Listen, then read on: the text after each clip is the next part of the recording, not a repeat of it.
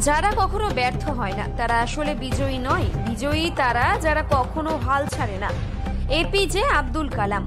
এই বাণীকে পাথেয় করে সর্বভারতীয় মেডিকেল পরীক্ষায় সাফল্যের মুকুটে কাথের নাম।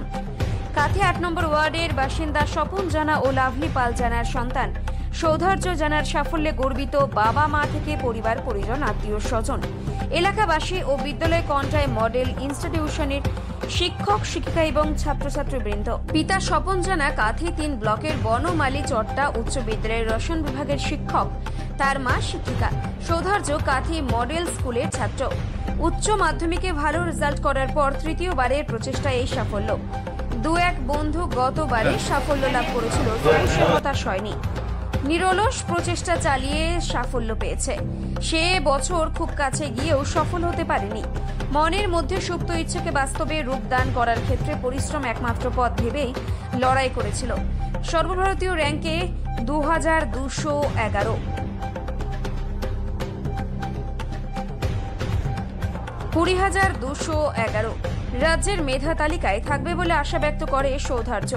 কাকু কাকিমা মার্কিন যুক্তরাষ্ট্রের স্থায়ী বাসিন্দা। বাবা মা দুজনেই রসায়ন বিভাগের শিক্ষক শিক্ষিকা। বাড়িতে বেশিরভাগ জন রসায়নের ছাত্র। স্বল্পভাষী সৌধার্য ভবিষ্যতে মানুষের সেবার দিকে জোর দেবে বলে জানায়। ৮ নম্বর ওয়ার্ডের বাড়িতে সৌধার্যের এই সাফল্যে তাকে সংবর্ধিত করা হয়। ভারতীয় জনতা পার্টির পক্ষ থেকে উপস্থিত ছিলেন কাথি ৩ পঞ্চায়েত সমিতির বিরোধী দলনেতা রাজচন্দ্র মণ্ডল, কাউন্সিলর তাপস গোলাই, নগর মণ্ডল সভাপতি রামচন্দ্র পণ্ডা, প্রাক্তন ও ABRSM এর সভাপতি ও শিক্ষক অমিতাভ মণ্ডল, প্রাক্তন মণ্ডল সভাপতি পবিত্র প্রধান। তোমাকে অনেক অনেক শুভেচ্ছা আমাদের পক্ষ থেকে। তোমার এই যাত্রাপথ কতটা কঠিন ছিল নাকি কতটা মসৃণ? তেমন কিছু না, চেষ্টা করেছি। মানে প্রথমে তো ভেঙে পড়েছিলাম, তারপরে লড়াই চালিয়েছি, সেলফ স্টাডি করেছি, তারপরে যা হয়েছে হওয়া হয়েছে। কত সময় ধরে পড়াশোনা হতো? রাতের বেলা 4 থেকে 5 ঘন্টা পড়তাম। তারপরে খাওয়ার পরে ফিজিক্স কখনো পড়তাম, কখনো বায়োলজি। আর লাস্ট 4-5 মাস মক টেস্ট দিয়েছি অনেকগুলো, অ্যালেনো ফিজিক্স হলেও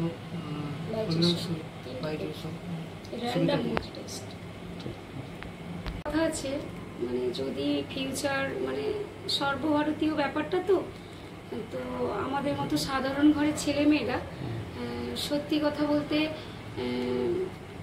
ওই যতটা আমাদের কপালের ওই বলছেন সাকসেস আসতে হলে আমাদের ওই লড়াই, আর কিছু নেই। একদম সত্যি কথা। ওই টাকা পয়সা দিয়ে পড়ানোর মতো হয়তো এত এখন যে বেসরকারিকরণ হয়ে গেছে, ওগুলো সত্যি আমাদের ভীষণ ভাবিয়েছে।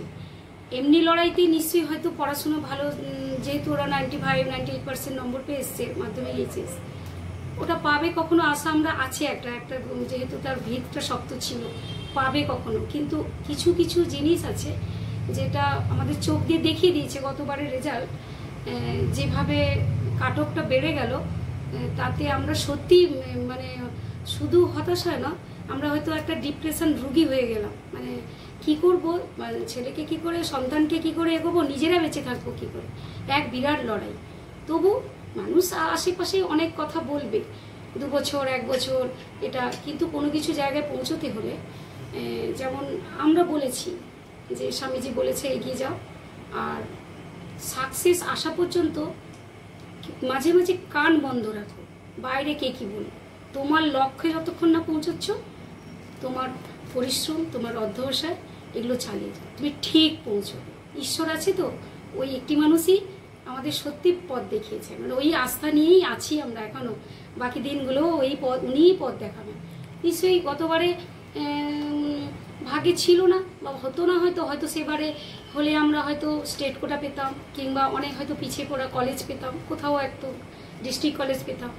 এই ভালো র্যাঙ্কটা হয়তো এবারে অনেক কঠিন প্রশ্ন, ভীষণ লড়াই। এই প্রশ্নে ভাবা যায় না, আমরা তো এটাতেও ভেঙে পড়েছিলাম। ও যখন এসে বললো আমার 650 থেকে 675 টার্গেট ছিল মা, তো আমরা তো জেনারেলে, তাই 650 ছাড়া হবে না এইভাবেই কানে যেন ঢোকানো হয়েছিল। তো সেইভাবে সে পরীক্ষাও দিত। তো বিভিন্ন জায়গায় মক টেস্ট দিয়েছে, অনলাইন অফলাইন সব কিছু করেছে, খেটেছে। অবশ্য খেটেছে, মানে 2টা 3টা আমরা কলকাতায় একটু রেখেও এসেছিলাম। ওকে কেমিস্ট্রি অনার্স ভর্তি করা হয়েছিল, ওটা থেকে তো হয়তো আরও 1 বছর 2 বছর আগে পেতো, কিন্তু তো স্ট্রিম চেঞ্জ হলো না। কেমিস্ট্রি অনার্স পড়তে পড়তে বললো আমি মেডিকেলে বসবো ভাবি, তো তাই আবার নতুন করে বই কিনে দেওয়া, নতুন করে শুরু করে। তো আমার একটা কথা যে সবার দিক থেকে যে এইরকম যারা ব্রিলিয়ান্ট স্টুডেন্ট আছে, ভালো ছাত্র, আমাদের মতো সাধারণ মধ্যবিত্ত বাড়ির ছেলে, তাদের যেন এই মান্যতাটা পায় পরে। মানে শুধুমাত্র বেসরকারিকরণে ঝুঁকে যাওয়া বা টাকা দিয়ে পড়ে আসা, এগুলো আমাদের কাছে ভীষণ যেন ব্যথা দেয়। কোথাও ওরা তো ডক্টর বলতে কি দ্বিতীয় ভগবান, তারা সেবামূলক প্রতিষ্ঠানে কাজ করবে, সেখানে যেন কোনো দুর্নীতির ছোঁয়া না থাকে। এটুকু আপনাদের মানে খারাপ লাগলেও শুনতে মানে কষ্ট তো থাকবে, লড়াই চালিয়ে নির্দিষ্ট লক্ষ্যে পৌঁছতে হবে। কোথাও যেন সমাজ ব্যবস্থা, আজকাল শিক্ষা ব্যবস্থা সব কিছু যেভাবে মানে আমাদের ভয় আনিয়ে দিয়েছে, মেডিকেল পড়াটাই এখন ভয়। এই যে পাস করে গেছে, পেতে একটা বিরাট যন্ত্রণা, পেয়ে যাওয়ার পরে যে করবে, ওই যে এখন পরিবেশ আমাদের বিভিন্ন রাজ্য নানা জায়গায় যে নানা চলে এসছে, ভয় আমাদের ধরিয়ে দিয়েছে, সেগুলো আমাদের সত্যি সেই যেন প্রত্যেকটা জায়গায় যেন আমরা সুস্থ পরিবেশ, সুস্থ মানসিকতার, সুস্থ সব কিছুতেই ভাবে আমরা পার হয়ে আসতে পারি। আপনার নাম?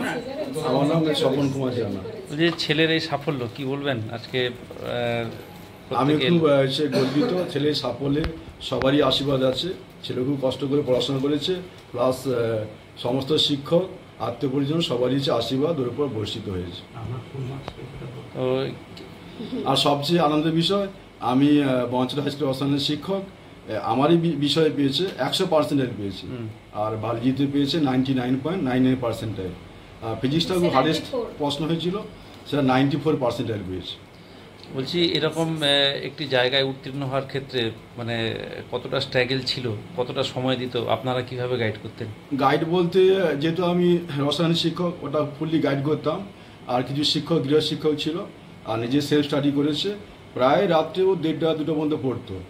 আমিও জেগে থাকতাম, অনেক কষ্ট করেছে, আমি ওকে সাপোর্ট করেছি। আর গত বছর কিছুটা মানে হওয়ার চান্স ছিল, কোনো কারণে হয়নি, খুব ভেঙে পড়ে গেছিলো, তো আমি ওকে সাপোর্ট করেছিলাম যে তুমি অবশ্যই পাবে।